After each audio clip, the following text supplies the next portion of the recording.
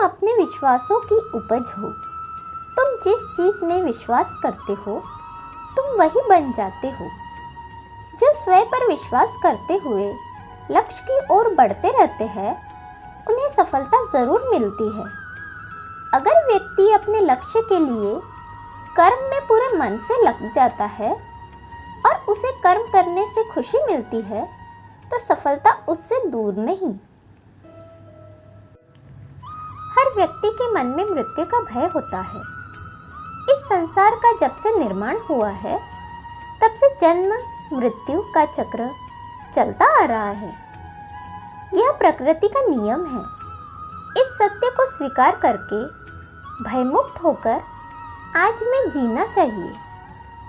किसी को भी आने वाले पल के बारे में कुछ नहीं पता होता है, लेकिन इस संशय में भयभीत रहने से जीवन नहीं जिया जा सकता।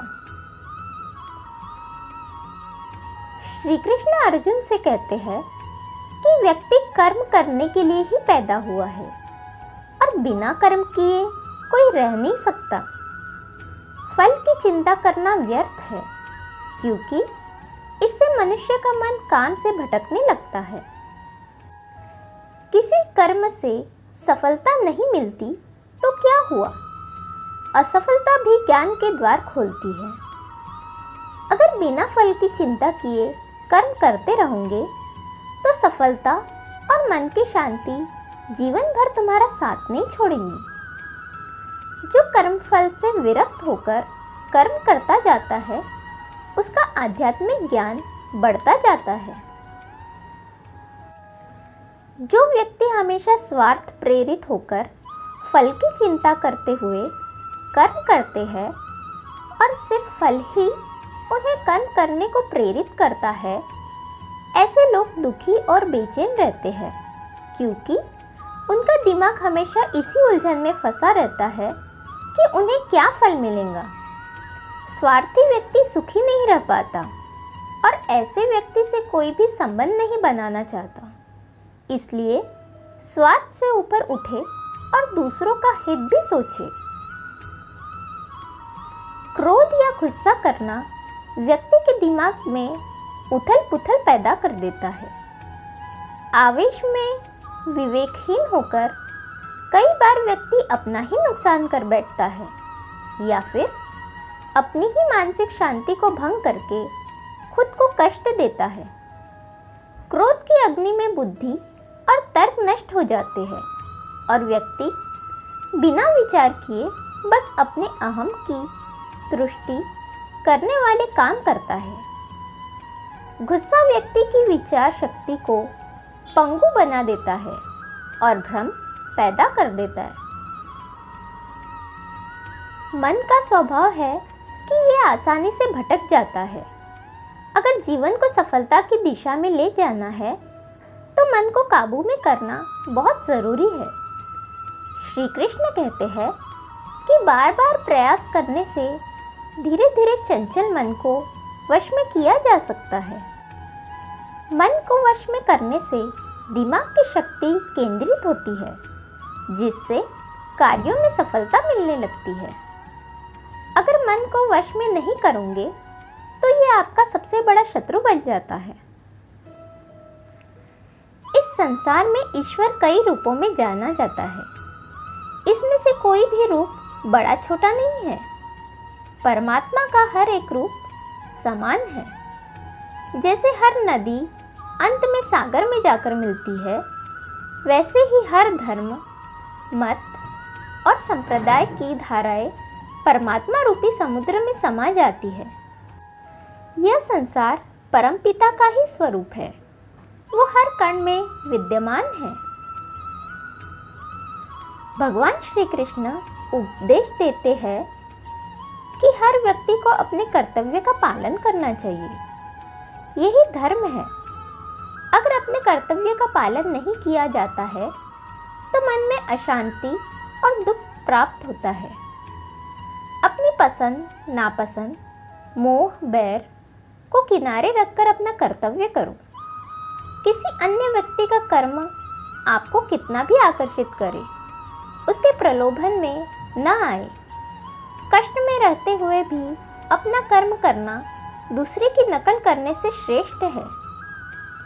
अपने कर्म और कर्तव्य का पालन ही जीवन का सही मार्ग है, क्योंकि कर्म करना अकर्मण्यता से हमेशा बेहतर है। कर्तव्य में दोष देखकर पीछे न हटे, क्योंकि हर कर्म में कोई न कोई छोटा बड़ा दोष हो सकता है। जैसे अग्नि के साथ धुआं भी होता है। सदैव कर्म करो। कर्म करने से पहले विचार करो, लेकिन बहुत ज़्यादा विश्लेषण मत करो। अधिक विश्लेषण संशय और अकर्मण्यता पैदा करता है। श्री कृष्ण कहते हैं कि शारीरिक कर्म से ज्ञान का मार्ग उच्च है और ज्ञान मार्ग से भी ऊपर ध्यान मार्ग है। ध्यान मार्ग पर बढ़ने से ईश्वर को अनुभव किया जा सकता है। जो व्यक्ति मन और इंद्रियों को शांत करके पूर्ण विश्वास से अपना ध्यान भगवान में लगाता है, उसे ईश्वर का ज्ञान और अस्तित्व अवश्य अनुभव होता है। जो हर जगह हर जीव मनुष्य में ईश्वर को देखता है, सबके हित में लगा रहता है, उस पर परमपिता अवश्य कृपा करते हैं। ज्ञान मार्ग हो या भक्ति मार्ग, समर्पण, प्रेम, विश्वास ही आपको ईश्वर के प्रकाश की ओर ले जाता है। भगवान की पूजा बहुत से लोग करते हैं, लेकिन उनको शांति क्यों नहीं मिलती? क्योंकि भगवान आपके मन में निवास करता है। उसे पता है कि आपका भाव क्या है। श्री कृष्ण गीता में कहते हैं कि संशय करने वाले का विनाश हो जाता है, इसलिए संदेह करने से बचें। अधिक संदेह करने से मन की शांति भंग हो जाती है और व्यक्ति भ्रमित होकर अपने संबंधों को नष्ट कर डालता है। जिसे शक करने की आदत पड़ जाती है, उसे इस लोक या परलोक में भी शांति नहीं मिलती। सत्य की खोज ठीक है, लेकिन बिना सच जाने कल्पनावश होकर संदेह करने का अंत दुख, कलेश, पश्चाताप के रूप में होता है। जीवन में संतुलन बहुत ज़रूरी है। किसी भी चीज़ की अति करना अच्छा नहीं है। जैसे सुख आने पर प्रमाद करना और दुख आने पर निराशा में डूबे रहना, दोनों ही गलत है। असंतुलन जीवन की गति और दिशा को बाधित करता है, जिससे अनावश्यक कष्ट और दुखों का जन्म होता है। जिसके मन, विचार और कर्म में संतुलन है, उसे ज्ञान मिल जाता है और ज्ञान से ही सदा के लिए शांति, संतुष्टि मिलती है। गीता के उपदेशों में कर्मयोग का सिद्धांत कहता है कि संसार से विरक्त होना ही मुक्ति का उपाय नहीं है। संसार में रहकर एक गृहस्थ अपने कर्मों का पालन करते हुए कर्मफल से विरक्त होकर मुक्ति प्राप्त कर ले सकता है। सही विचार और उचित कर्म भी आसक्ति को खत्म करने में सक्षम है। अच्छे कर्म कभी व्यर्थ नहीं जाते, चाहे ये दुनिया हो या परलोक। एक अज्ञानी कर्म और ज्ञान को अलग अलग समझता है, लेकिन एक ज्ञानी जानता है कि दोनों एक ही है। लोग ज्ञान की बातें तो करते हैं, लेकिन उसका पालन नहीं करते। बिना पालन किए ज्ञान कोरा रह जाता है, ज्ञान का अनुभव नहीं होता। गीता कहती है कि ज्ञान पढ़ने की नहीं, बल्कि अनुभव करने की वस्तु है और अनुभव बिना कर्म किए नहीं मिलता। इस संसार में जितनी भी चीजें सांसारिक सुख की श्रेणी में आती है, उनकी एक शुरुआत और अंत जरूर होता है।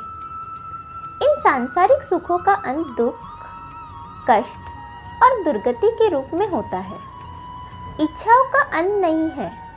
एक पूरी होती है तो दूसरी नई इच्छा आ जाती है। हर इच्छा से प्रेरित होकर कर्म करना गलत है, क्योंकि ऐसे तो अनुचित कार्य भी होंगे। इच्छाओं से विचलित न हो, उन्हें एक विरक्त दर्शक बनकर देखो और वे चली जाएंगी। परमपिता ही एकमात्र हमारे आधार है और अपने हैं। इस संसार में कोई भी अकेला नहीं है। ईश्वर में विश्वास रखते हुए जो मनुष्य कर्मपथ पर बढ़ता जाता है, वो सदा शांति, सुख और मुक्ति पाता है। भूत और भविष्य की चिंता करना व्यर्थ है। वर्तमान ही सत्य है। जो भी पूर्ण समर्पण से ईश्वर की शरण में आता है, परमात्मा उसका कल्याण अवश्य करते हैं।